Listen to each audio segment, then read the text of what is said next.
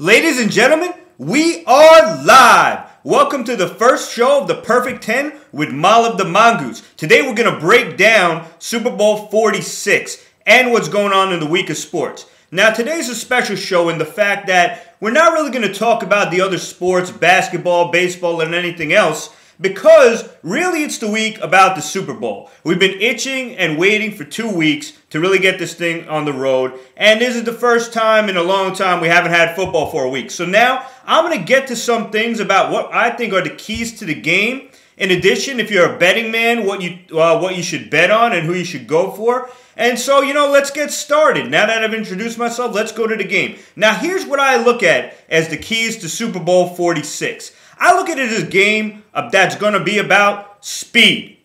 The Giants' speed and the Patriots' lack thereof. As a result, if you're betting on the game, I would take the Giants. The Giants are underdogs by 3 points. I think they're going to win this game by more than 10. And here's why.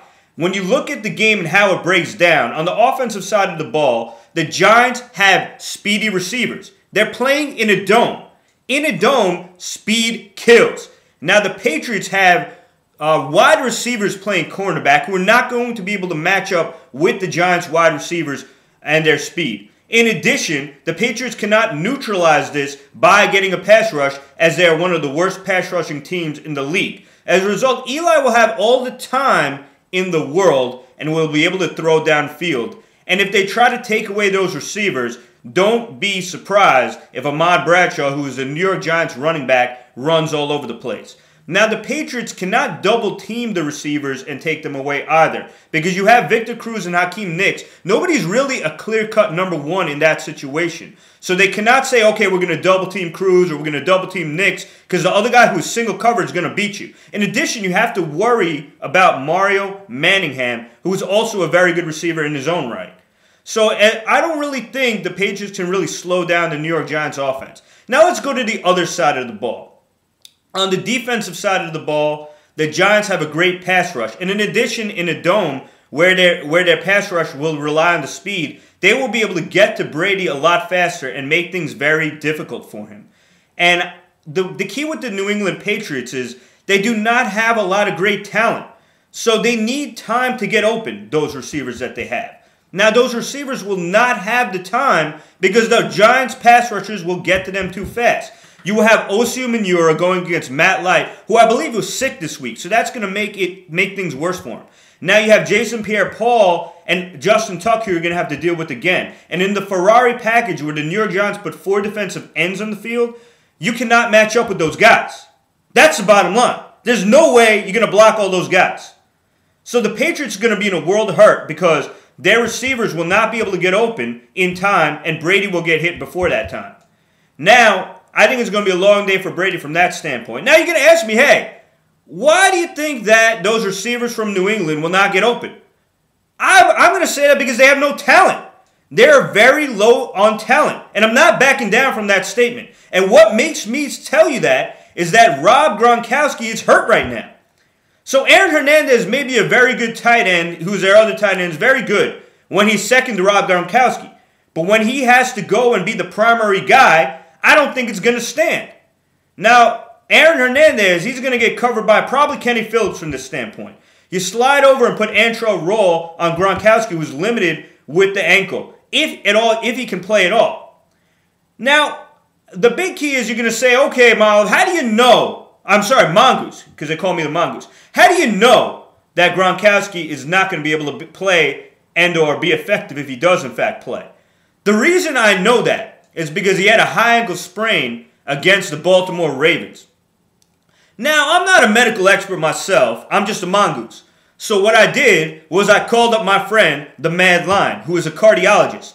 And I called him and I said, hey, Mad Lion, what do you think about this game? And he said, I think I'm on your side. I think the Giants are probably going to win, but you cannot underestimate the Patriots. And I said, hey, what do you think about the fact that their tight end, Rob Gronkowski, is injured? What did you think about that injury when it took place? He said, hey, man, I'm a Mad Lion and I'm a cardiologist. But I'm not an orthopedist. I cannot give you the definitive fact about what that injury is. But at the time, it looked severely grotesque. So being what it is, that he said, hey, it looked grotesque, I said, okay, it's a high ankle sprain, meaning the high ankle sprain happened in that the ankle bent inwards. A high ankle sprain usually occurs when the ankle bends inwards versus when it bends outwards, it's more like a normal sprain. Now, the high ankle sprain tends to be on the more severe end because that is a very uncommon injury in that it requires a lot of force for the ankle to bend in that direction in terms of bend outwards. So I was talking to my buddy, the Mad Lion, who is a cardiologist, again, not an orthopedist, but we got to make do because we got limited funds on this show. And what he told me was that the ankle sprain could be anywhere from a grade 1 to a grade 3. Now, with the grades of the sprain, grade 1 is very minor. It has no ligament damage. Grade 2, there's some ligament damage, and he's going to be limited. Grade 3, he's going to require surgery. He's not going to be able to walk on it. So what my friend, the Mad Lion, told me is it probably is not a grade 3, because otherwise he wouldn't be able to walk on it as he has this week. But we cannot rule out a grade 2, and being that he hasn't practiced all week, you have to figure that there's something wrong with this guy's ankle.